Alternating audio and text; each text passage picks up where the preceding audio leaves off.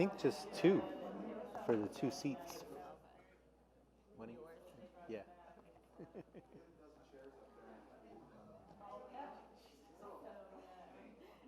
All right. Okay, we will call the regular meeting of the Cape Coral Charter School Governing Board to order. Today is Tuesday, April 12th, 2022. City of Cape Coral Council Chambers. It is 5:30. If you could join me in a moment of silence.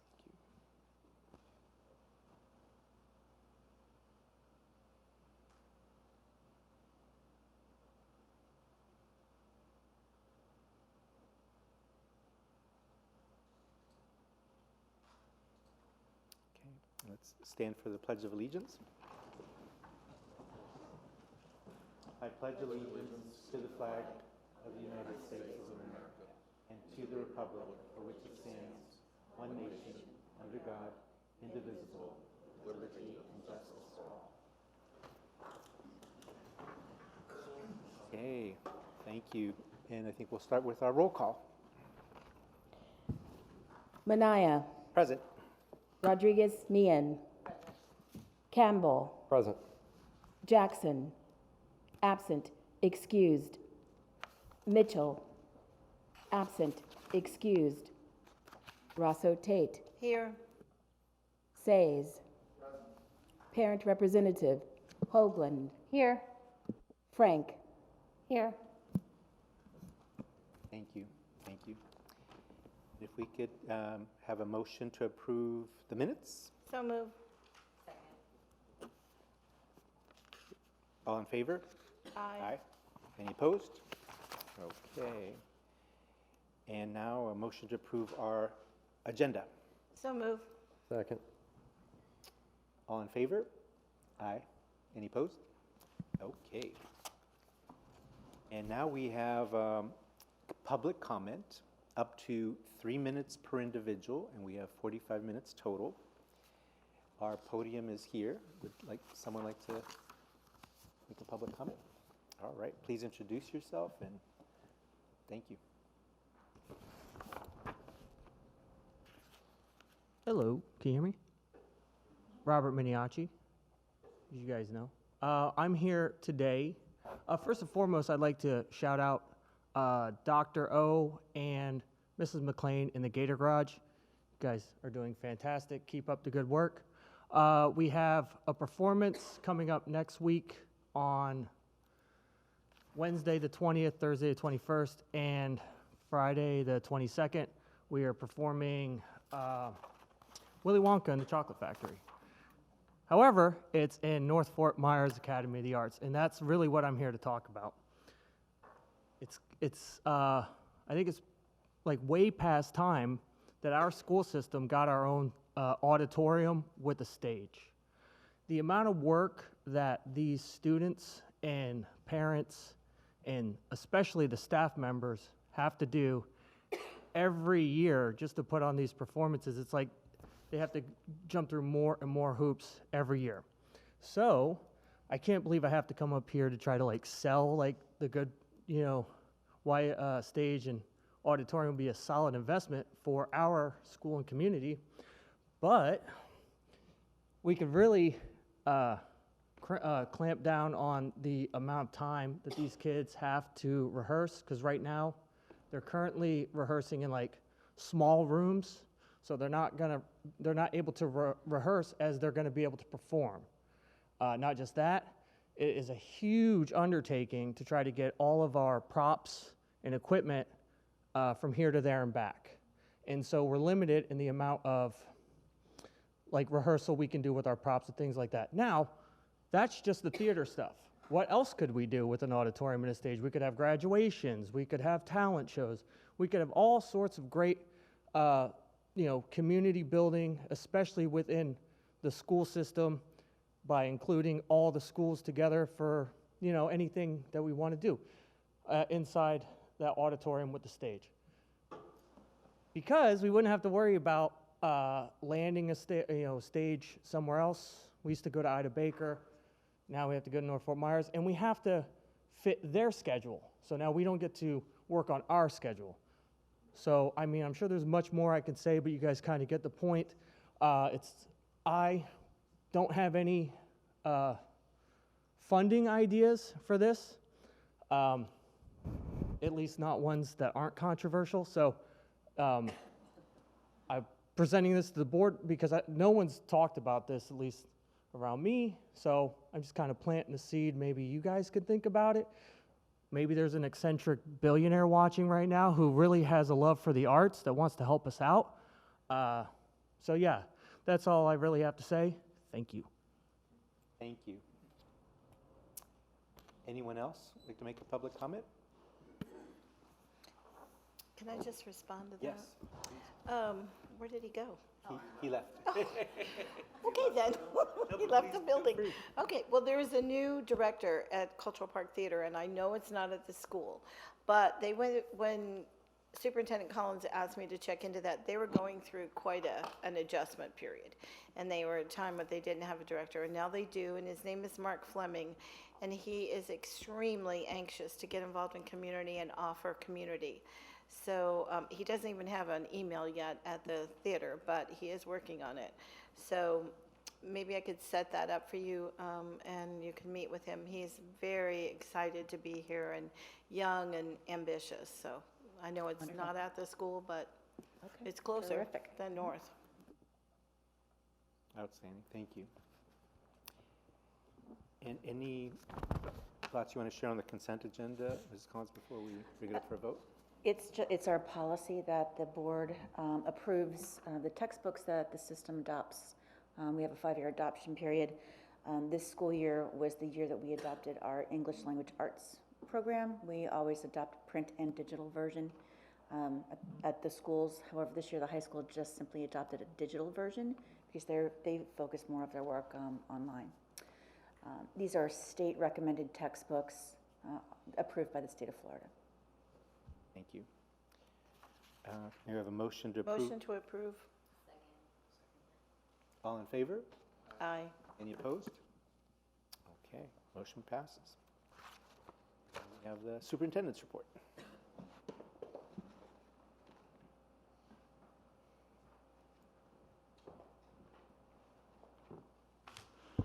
Good evening, board. Thank you for being here tonight. Jackie Collins, superintendent. I'm going to give you some updates that have happened since we last met. I'd first like to start by telling you that the OEN Makerspace dedication ceremony happened on March 7th with the Rist family. Brian and Kim Rist attended. Also, Mayor Gunter was there, and we had a lot of parents and students that also attended. Our makerspace at Oasis Elementary North is one of 3 of Rist's foundation makerspaces in this area. FGCU Institute for Entrepreneurship is one. IMAG History and Science Center is another, called the Fab Lab, and their grand opening is also happening this month, and Oasis Elementary North. It was a great experience. I believe he was very impressed. We had a lot of our students there showing off their talents, their ability to code and use the robotics. It was a very nice event. Oasis High School and Middle School are reviewing the class period schedule. Remember, Lee County has gone to a 7-day schedule at their high school level. It's going to save some positions. It's going to save them some funding. We realize that long-term, going to a 7-period day schedule could potentially save us some funding. But at this point in time, we feel it's best that we don't make any major changes to our schedule. Our students are used to it, our parents are used to it, our teachers enjoy it. It gives them ample time to teach the lesson, differentiate in small groups as needed, and it gives them all planning time. So at this particular point in time, we decided that next year, we'll stick with the 8-day or the 4x4 schedule, even an odd day, and we'll evaluate it at the end of next year. It's what's best, we think, for our students and families. The Florida Governance Conference took place while we were on spring break, March 20th. Thanks to Dr. Manaya, Mr. Says, as well as Kathleen and I, we all attended. I thought it was a good conference. I was pleased. The year before, I think I gleaned a little more information, but I can tell you what my takeaways were that I'd like to implement here with our board.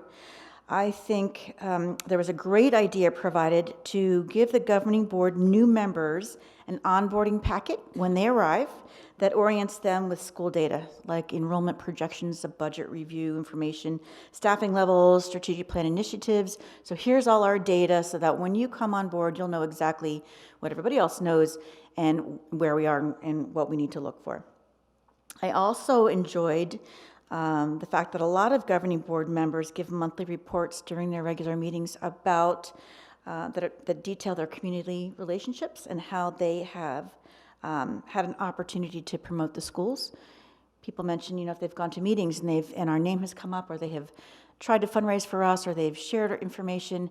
It's interesting to let the community know that the governing board is working on our behalf as well. And also, another thing that was recommended was that we review our bylaws regularly to make sure that our policies are relevant, and that member participation is consistent. So, we have, I don't know how many bylaws we have, not too many, but if we could go through one or two every meeting, it'd be very quick. We can just make sure that they still apply. I thought that was a very good idea. Dr. Minaya, Mr. Sayes, if you have anything to add at the end, any takeaways that you gleaned from the conference, it's very, very good. It gives you a good idea of what other boards are doing all over the country, and the speakers are usually very interesting. We have been talking on a different note about our onboarding process for employees. It's kind of slow and cumbersome. And one of the reasons, there are two particular reasons that it's very slow and cumbersome. One is the fingerprinting component. We have to go through an outside vendor to get our employees fingerprinted, and the results get sent to Lee County. It can take up to a week or 2 weeks just to get a report back that lets us know if these employees are hireable. If something comes up on their record, we have to physically go down to the Lee County School District and review the documents so that we know whether or not we can hire them if they're hireable for us. It's time consuming. So we've been speaking with the HR department, and if we can, and we're in conversations now, if we can use the Cape Coral Police Department to do our fingerprinting, it's at a significantly reduced rate. We can get results back in 24 to 48 hours, for the most part. It's much less expensive for our employees. Now they're paying the $75 to go out and get their fingerprints. All of our employees have to go through this process. So if you're an office assistant and you're making $12 or $13 an hour, $75 can be prohibitive for you. So if we could have the Cape Coral Police Department run our fingerprints, if our system could pick up the fees, I believe the fees are about $35. So we did a little research about how many people we hire every year. It would be a cost to our system of about $1,200, which we could easily afford, and we could get our employees hired faster. When you're waiting in a classroom setting for a teacher or a para to come on board, and it takes 3 weeks to hire them, that means 3 weeks with students that don't have a teacher. So anything we can do to make that system faster is going to benefit us. Mr. Chair, Ms. Collins, is that something that you're planning on doing? That's something we would like to do. We have Dave Anderson with the HR department checking with the police department. There are some steps that we have to take to prepare for that. Some training for our HR individuals, and there's a special number that we have to have so that we can receive that information. Okay. So we are hoping to have something to bring to the board before the next school year, or as soon as possible, because we're starting to hire now. Okay. Thank you. We're also looking at, we're getting our parents back on campus. We have a requirement of volunteer hours. We run a lot of redundant background checks on our parents that all center on Lee County. We would like to kind of compress what we're researching and just do the essential background checks, and that would of course be the sexual predator check. And so we're checking with some other Lee County and Collier County schools and also Charlotte County to see what checks that they do to make sure that we can make our process a lot faster, because we probably process 3,000 people every year to get them to come in. We got mom and dad, but we've got Nanny and Pop-Up, and we've got Aunt Susie from Texas who wants to come down and visit and volunteer in the classroom. So we've got a variety of people that want to come in, and it's very time consuming because our front office receptionists do it and the HR department do those background clearance checks. So we're looking at that as well. Very quickly, we had a Pizza and Paws fundraising event for the Cape Coral Animal Shelter over the weekend. Our students in elementary, middle, and high school created works of art, and they were terrific. They were all acrylic paintings on canvases. We sold them anywhere between $5 and $20 per canvas, and we donated $275 back to the Cape Coral Animal Shelter. And they were really terrific paintings, so we're very proud. We're going to thank our students. The shelter is going to come out and bring some puppies to have them give some puppy kisses in thanks. And at that event, we also raised about $1,000 combined with all our efforts. And there were a lot of items donated. We filled up the Cape Coral Police Department marine boat with all the donations. It was a big success. In other news in education, the State Board of Education has gotten rid of the FSA, Florida Standard Assessment Test. Next year will be the baseline for the FAST test, which is called the Florida Assessment of Student Thinking. It is a plan which will progress monitor students 3 times a year versus a one-time end-of-the-year high-stakes test. It will also fully eliminate Common Core, which will be replaced by the BEST standards. So what they were looking at is a beginning, middle, and end-of-the-year shortened assessment to progress monitor skills for our students in the areas of reading and math. I had great difficulty finding anything solidified that states whether or not those progress monitoring tests 3 times a year will be shorter. If what we're looking at and what rumors have said is that instead of having one end-of-the-year test, we're going to have 6 tests, 3 in reading, 3 in math, 1 end-of-the-year high-stakes test, which doesn't make a lot of sense, but I know the game plan is that once the FLDOE forms a committee to review the testing and review the progress monitoring assessments, the goal is to get rid of the high-stakes standardized test at the end of the year.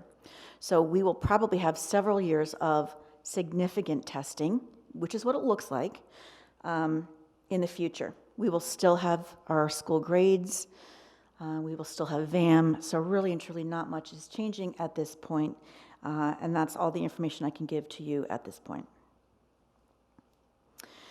We also received ESSER 3 funding. It came in. We have the go-ahead from the Lee County School District to expend those funds. And what we've done already is we are in the process of processing the premier pay, which the grant allows us to do for teacher retention and recruitment. So what we've done is we have provided a bonus to our staff, not just teachers, but all staff, bus riders, food service workers, paras, receptionists, principals, and teachers. So they will receive a $1,000 bonus. It's a net bonus. So of course, it's about a $1,200 to $1,400 bonus that we're providing.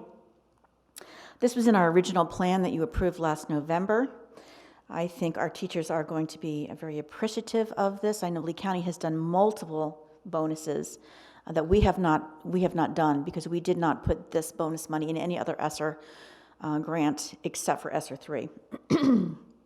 We have been told by Lee County that there's a possibility of up to an additional 6 more grants coming that we could use to kind of move some of our materials and supplies that we have budgeted in this ESSER grant to these other grants, therefore freeing up additional funding perhaps to do another bonus, retention bonus, to our staff in the fall. And as soon as we find and we hear about what those grants are, we can see how we can move some funding in order to provide them with another bonus. Lee County is also in the bargaining process to discuss truing up their hiring salary schedule, which is something that we need to pay attention to and do as well. They're offering base increases for credible teaching years of anywhere between $1,200 to $2,700, depending on years of service. And they're asking for, TALC is asking for a $200 increase across the board. Nothing has been approved at this time, but these are all topics that our board is going to need to address because we're in the same situation. We need to stay as competitive as possible with Lee County as best we can. At this point in time, I know that the board, Lee County School Board, is also talking about paying teachers bonuses depending on how long they've been employed continuously since the beginning of this school year, starting at $1,900 up to $2,500. That's not something we're going to be able to compete with, unfortunately. They're using a lot of different funds in order to do this. The biggest funding that we have received for the next couple of years is ESSER, and it's one-time funding. So it goes away after 2024. So teacher salaries can't be used from that pot. And as you know, we're funded in a different way than the Lee County School District. We don't have all those funding sources. So we're more needy, and we can't donate those extra dollars to our salaries like our teachers are hoping for. So it's something we really need to pay very close attention to. I have some suggestions that I'd like to present in our budget meeting because they really do need to be addressed. And that brings me to a concern that we have a budget meeting scheduled for this Thursday at 8 a.m. in the green room. We have one board member that's able to attend. I think the budget process is one of the biggest responsibilities that falls to the board, and we need you to make those decisions for us. We cannot do that on our own. So I rely on you to be updated with all the information that we have to present and then help us make decisions. And of course, our budget period is coming up very quickly. So I would like to propose to the board that we postpone the Thursday meeting and we schedule it after our next scheduled governing board meeting in May. I believe it's on May 12th. So that we have our governing board meeting from 5:30 to 6 o'clock, real quick. And then immediately following, we do our budget workshop so that we can present everything that you need to know in order to make a decision about how to proceed with our budget. We are finally in a great position thanks to the help of Essers and Mark from the finance department.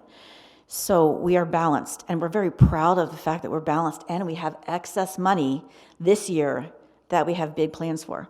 We need to start savings plans for textbooks and Chromebooks, and that's, of course, under Mark's advisement as well. So we've got some wiggle room, but we've got some things that we really need to expend those funds on, and I need your approval to do that.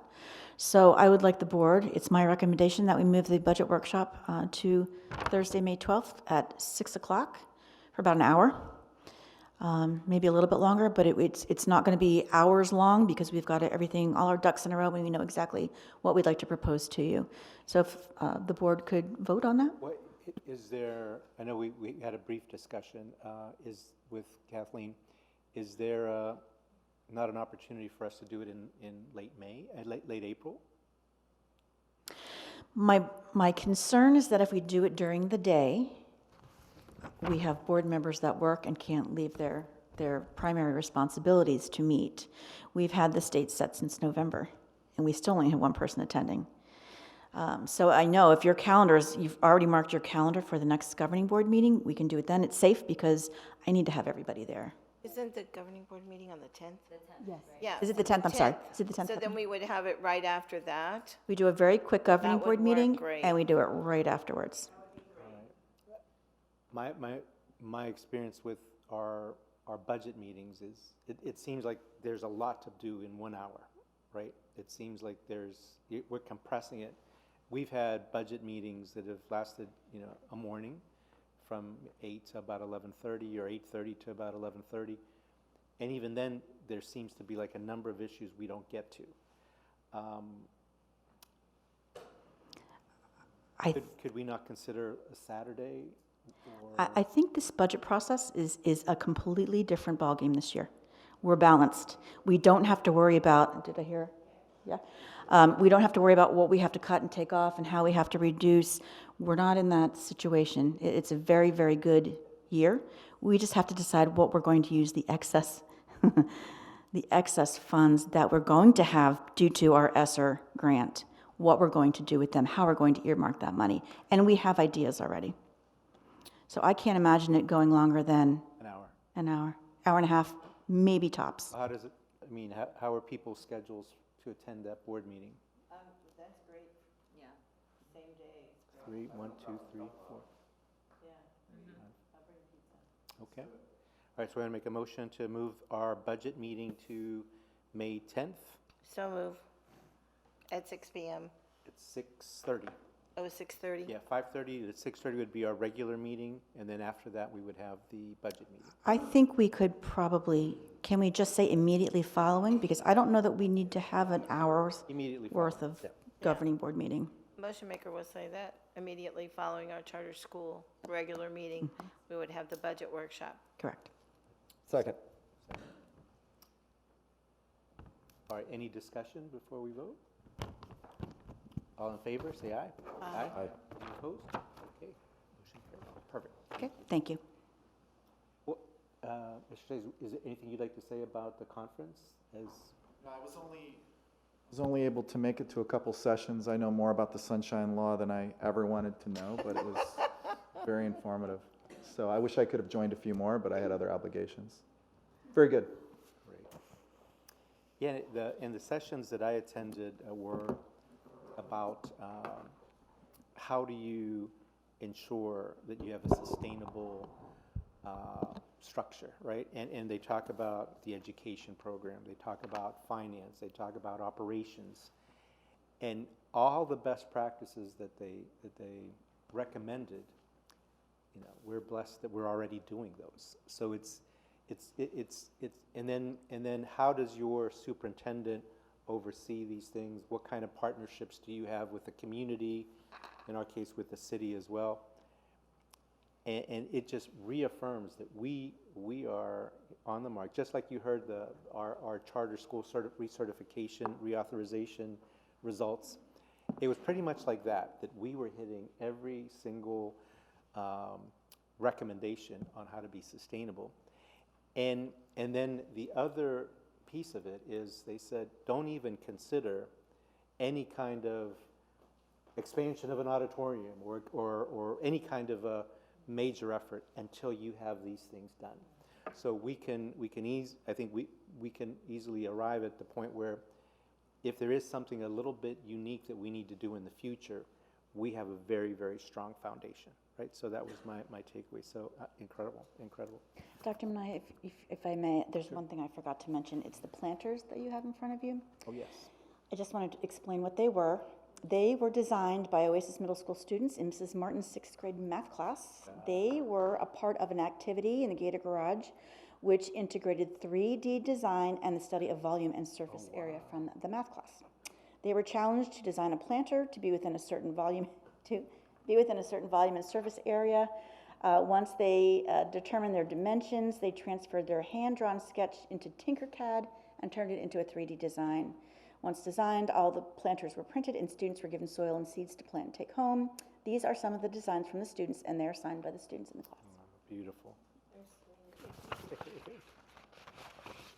Great use of technology and our growing season. All right. Our city manager's report. Our assistant city manager. Good evening, board members. Connie Barron, Assistant City Manager.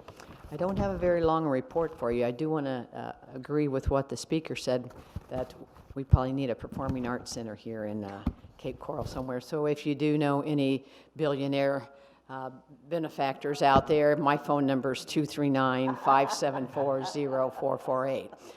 So please let me know.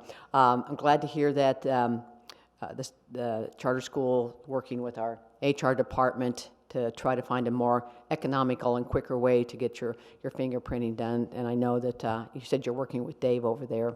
So if anyone can come up with a plan to get it done, it would be Dave. As far as, you know, the school year's coming to a close here pretty soon, isn't it? What's the last day of school again? 2nd of June. Whew, boy, it's going to be here before we know it. We are still working on Chapter 26. I know you hear that every time from me, but in this case, I've made some suggested changes. The Assistant City Attorney has worked on some possible tweaks to the chapter, the ordinance as well, and then our Finance Director has a few comments that he needs to make. So once we finish with that, we'll run it by our City Attorney for a final look through, and then we'll be moving it forward to the bodies, the City Council and the Governing Board. We are finalizing the employees that we have been working with this past year, who will be moving over to the city side and still providing services to the schools out there. As far as IT is concerned, I was advised by Michelle Hoffman, our IT director, that there was what was I call it? There was some sort of an issue with the Wi-Fi at the schools when they were trying to do a test, and there was some slowness in the Wi-Fi, and that might have caused a little angst. Does anyone know what I'm talking about? Okay. Oh, there you are. Michelle, there you are. Come on up. Okay. I didn't see you come in there, so I'm going to have Michelle kind of explain that and what they might have found out on it. Okay. Hi, Michelle Hoffman, IT Director. So as I understood it, the middle school had issues with connectivity, speed in particular, that was really pronounced, I guess, during the testing phase. So yesterday and today, we went and put in an additional 24 wireless connectivity spots, so hopefully that'll be resolved. We basically doubled the number in the classroom area. Okay. Thank you. Thank you, Michelle. Mark, do you have any updates with regard? Okay. And then Damon's here also from our facilities. I'm going to let him go ahead and come up and just kind of give you any updates on any of the projects that they're working on out there at the schools. Good afternoon, Damon Grant, Property Management Manager. We are tracking well at the schools. I don't have a whole lot of new information. The custodial staff I know has been working with the school staff as well as the rest of our team. Over the summer break, I think we got a lot done. We had targeted the floors, both the carpet and the hard floor. I think all the areas that the principals had requested over the spring break, but while there were no kids in the school, we completed and we accomplished those goals that we set out to, so that was great. We had a small delay on the elevator repair, the modernization, that started yesterday. That's a 2-week process, but what we were able to accomplish over the break was getting some of that work done while the students were out of the school, the noisy work, so I think we can go in there and within the next 2 weeks get the work done. And like you've already been updated, we continue to pass information over to finance and HR as it relates to bringing in the maintenance crew at the end of the school's fiscal year. Any questions? Thank you. Oh, sorry, yes, one quick note. I mentioned the last meeting that we were down a couple custodial staff members, but happy to report that as of Monday, the 18th, this coming Monday, we'll be back up to full staff. So that's, again, something we'll probably have to deal with, but the team's coming together, and I think the group we have now is on board and should be staying with us for at least the immediate future. Thank you. Thank you. Thank you. I think that pretty much is the update that we have for you tonight. If you have any questions or you need us to check on anything for you, please let me know. As again, I got my great team here with me, so we're here to answer any of your questions or address any concerns that you may have. I have to repeat something that I think the chairman has said before. I've really appreciated the partnership that we've had with Jackie. I was deciding whether I want to call her Dr. Collins or Jackie, but I'll just call you Jackie, and how we've been working together this whole year of transition. I think when it all ends, we're all going to come out better for it. So just let me know if you need anything. And as we get closer to finishing the complete transition, and I know we talked about service levels. Is that something? Well, there was two items. We talked about service levels. Is that something how would we go through that, or Whether or not we're going to create any of those SLAs, service level agreements, do we? I don't know. I know we had talked about that initially with the staffing being moved over to the city. We may still have to take a look at that just to make sure. I think that helps us where we know what the school's expectations are, and then we can also let the school know what our delivery levels can be. I think that we've learned a lot about that over this past year about managing expectations on both sides. So as I said, it's been a pretty good transition, I think, overall. 100% agreement. Then the other point was, we talked about service levels. Lee County School District made a request as to what additional needs we may have from capital funding. Yes. Did we align on what we're sending to them, or did we already send them a list? I haven't sent it yet. I have some information on that, and I'm going to be combining two documents together. When I'm going to be working with the finance director to finalize that, and then working with the mayor to actually send the letter. Send the letter? Okay, Yeah. great. Great, thanks. Any other questions? Okay. All right. All right, thank you so much.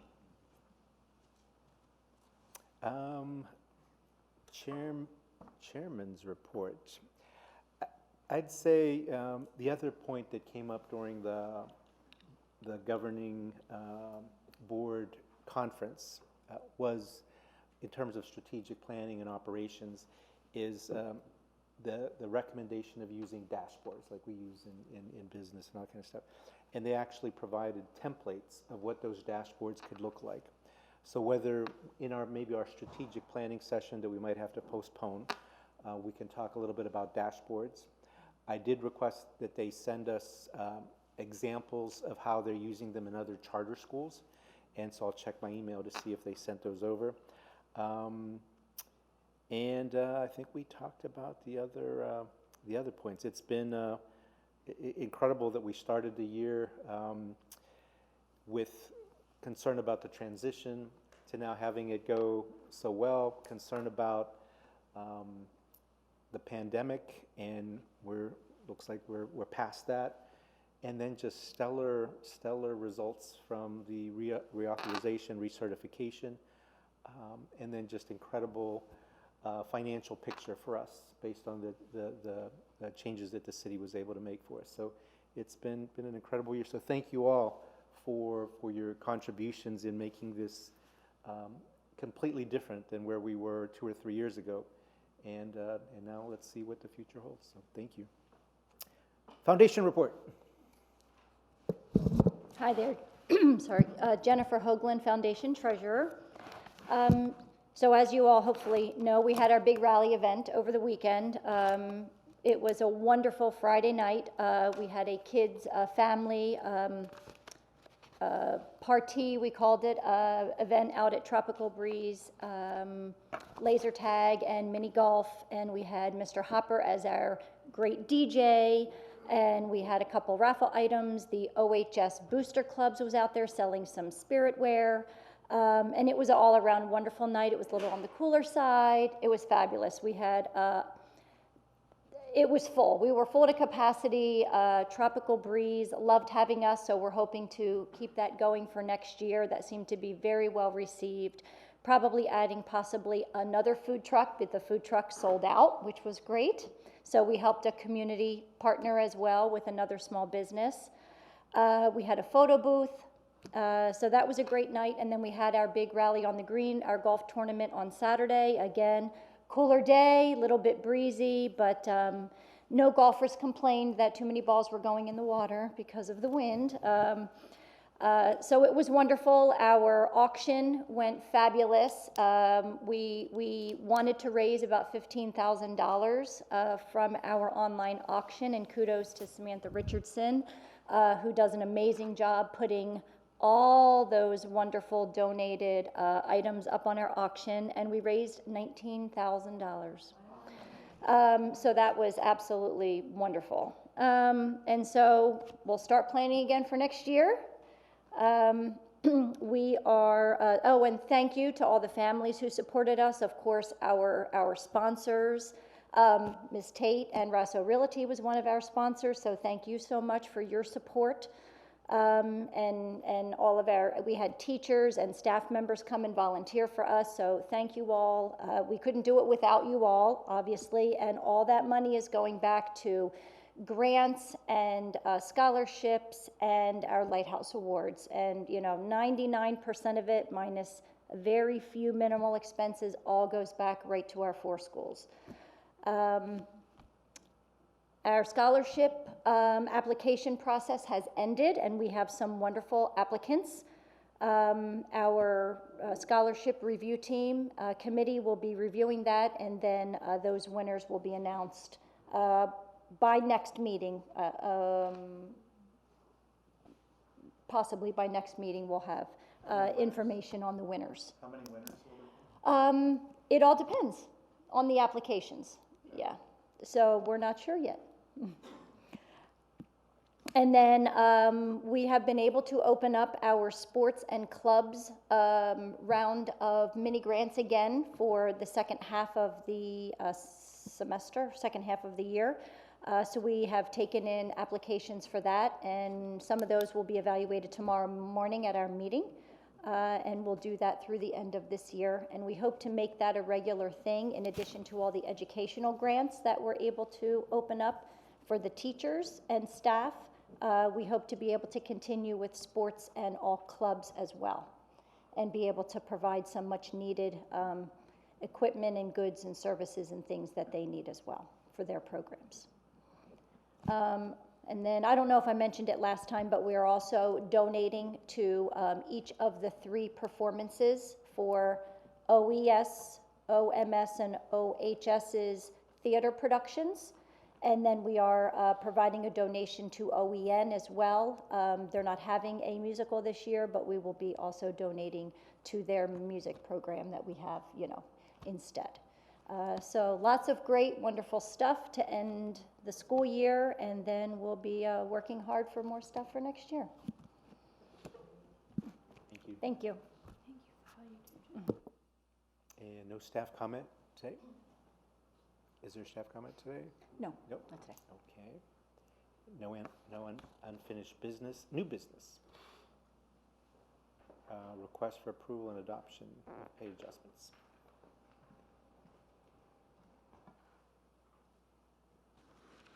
Okay, this is a request for approval and adoption of the pay adjustments to support staff for the Cape Coral Charter School Authority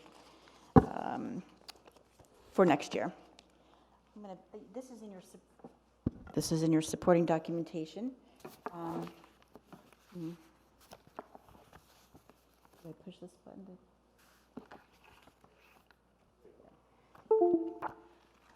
Okay, we reviewed several support staff positions that haven't had their salary range adjusted since the inception of the charter school system in 2005 and 2006. We were very behind. Some of these positions involve secretaries, receptionists, office assistants, paraprofessionals. We have 2 levels of paraprofessional. So in any case, we worked very closely with the city HR compensation specialist, Angie Klein. She did a market review for all of our support staff positions. In your backup materials, that shows that we have updated each range according to available market data using the same or a very similar position from other neighboring school districts, Lee County, Collier County, Charlotte County, and we also included Pembroke Pines Charter Schools, which is very much like us in Fort Lauderdale. As you can see, some of these positions will still need to be adjusted in 2024 and 2025 to be in compliance with the required minimum wage increase. So as you can see, these are the comparison ranges. This was our range that we had originally here.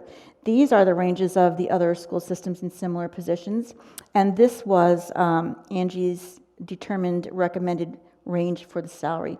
So the minimum range would be $15. The maximum range would be $23.25 for this position as secretary.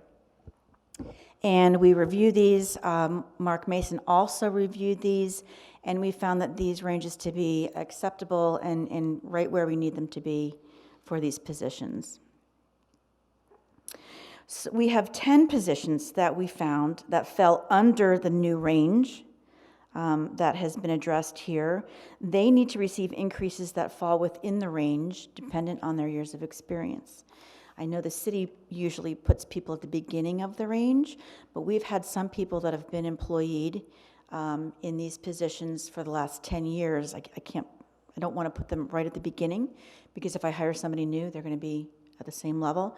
So in order to avoid that compression, we're going to have to review and and see where we can place them in the range that makes sense to them and their longevity with our system. So those 10 positions will be addressed. The rest of the positions that we have fallen within the range and they're fine.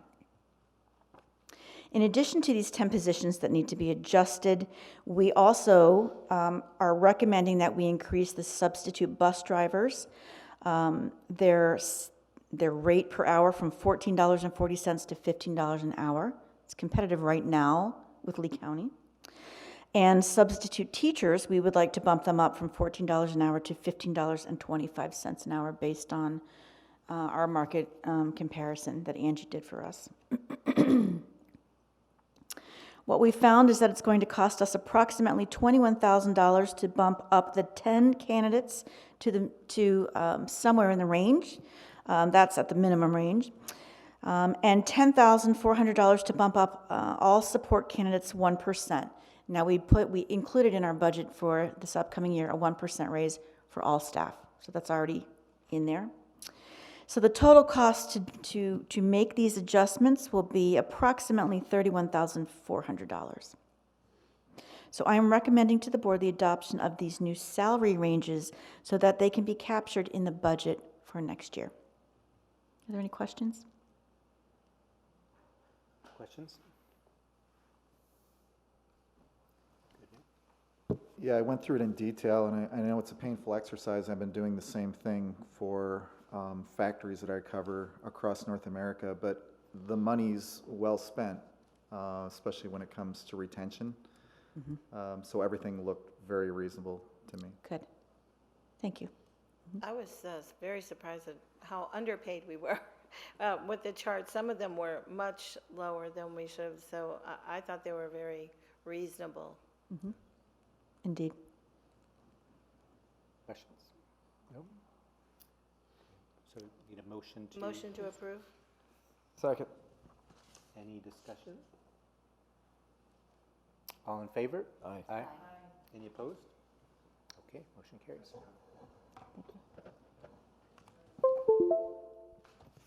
All right, well, anything else?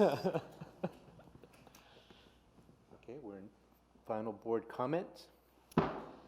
None for me, sir. Other few?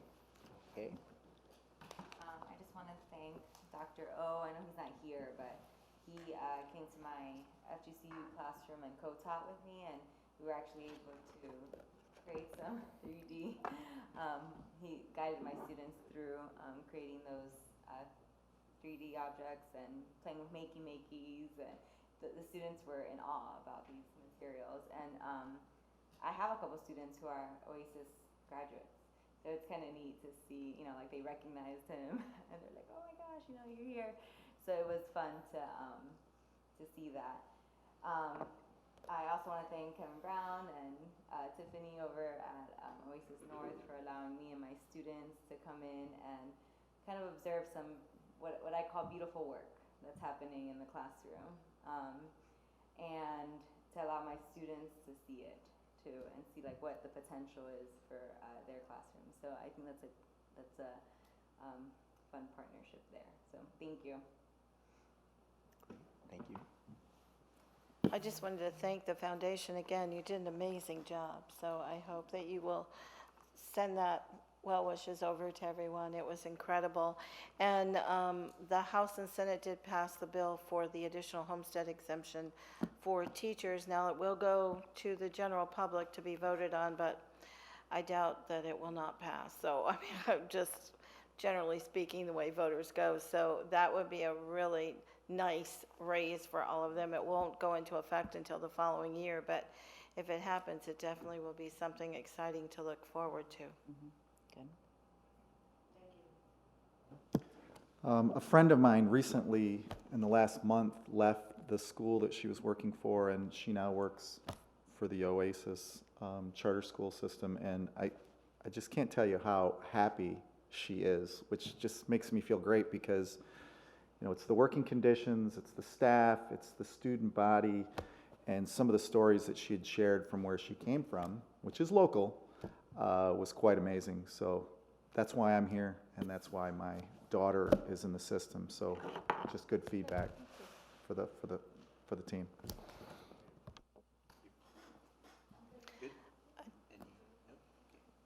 I just wanted to thank you for not changing the school like Lee County did with the 7 and the 8. I've heard from so many students and so many parents that they are really upset with that. And I'm glad that we're staying with the program, so thank you for that. And the only final comment on my side is 3 or 4 years ago, I would, run into people and they didn't know about Oasis as much, right? Now it's just like Cape Coral's no secret anymore. I think Oasis is definitely been elevated in its positioning, within our communities, and that's wonderful. And to Neil's point, I've heard of many Lee County School District teachers that would prefer teaching here, right? So all that is most helpful to us if we find ourselves in need of additional team members. So again, just congratulations on the elevating our profile in a very positive way with all the great work that you do, that our students do, and I don't think it could be better. So thank you all. Anything else, Mrs. Collins? No? All right. With that, we'll adjourn our meeting. Oh, next board meeting is the 10th, May 10th. We'll be there.